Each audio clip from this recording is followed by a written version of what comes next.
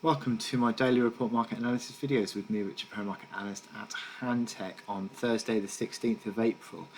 There's been a slight return of the negative risk appetite actually in the past couple of sessions. We've started to see equity markets wobbling a little bit. They're sort of a bit uncertain in terms of today's session, but yesterday we saw markets falling over S&P 500 down 2.5%, and we're starting to see these uptrends that have been in place since the bottom.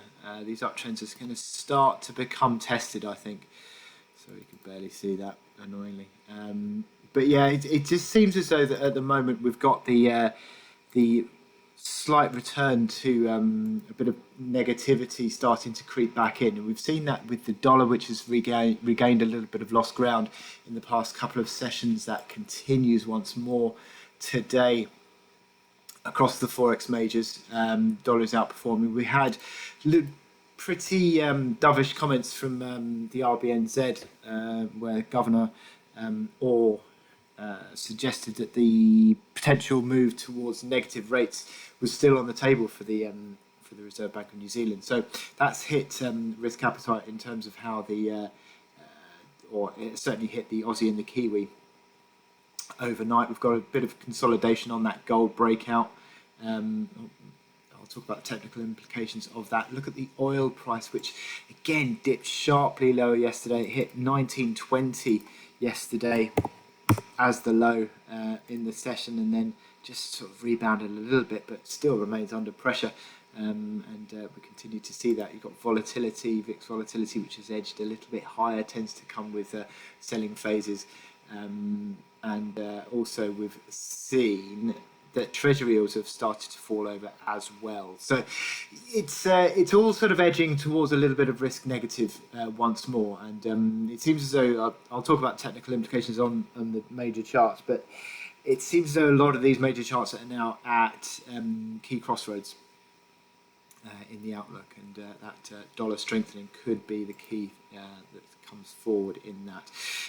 In terms of data points today, we've got our weekly look at the most incredible chart around, which is the weekly jobless claims chart. Almost pointless seeing the history now, isn't it? 6.6 million jobs last week, while the expectation this time is for 5.1 million jobs. 5.1 million claims, that is.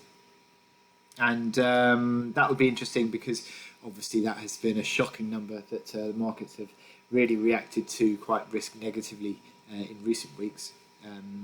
So we could see that again today, perhaps, if that surprises to the downside. Philly Fed also, watch out for that at 1:30. Philly Fed business, which basically these federal regional Fed surveys have been diving in recent days or weeks, I should say. And the Philly Fed is expected to come down to -30 this month. So any downside surprise of that would be again a concern. We've got some housing numbers as well. Building permits and housing starts both at 1.3 million, sharply lower from their previous month figures. So yeah, the data in the US is not likely to hold much positivity today. In terms of my chart of the day, I'm sort of talking about risk appetite generally, and Aussie yen is always a very good indication of risk appetite. And I was talking about that uptrend that's or these uptrends, these recovery uptrends that I think are going to be tested now. I've started to see this certainly being breached on Aussie yen, with the downside on negative candle back below 50% fib yesterday, 68.20. That is now basis of resistance, also being a previous support area. But now testing this key breakout, 67.60. It has held essentially into the close yesterday and also today, but a closing breach really does sort of start to put pressure onto a potential corrective move. Look at those stochastics bear crossing, MACD lines rolling over at neutral, RSI sort of failing around the 60 point, moving back to 50. So these are levels that you're starting to think of as being quite concerning if it does see the breakdown happen. And on the hourly chart, you can see 67.50 has become the neckline of a head and shoulders top pattern. You've got momentum on the hourly as well. Failed at 60, now failing at around the sort of 50 mark.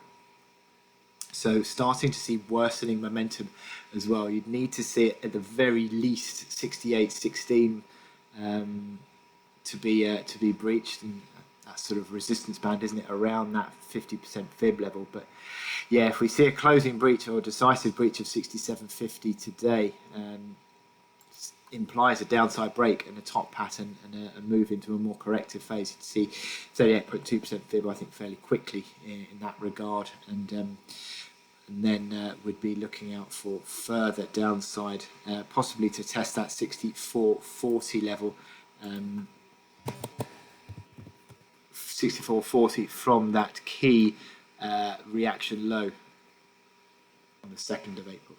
So interesting juncture for these markets, and Aussie yen seems to be a key factor in that. So with that in mind, I wish you good luck in your trading today. Click here to subscribe to our analysis videos and go to our website where you can sign up for our webinars.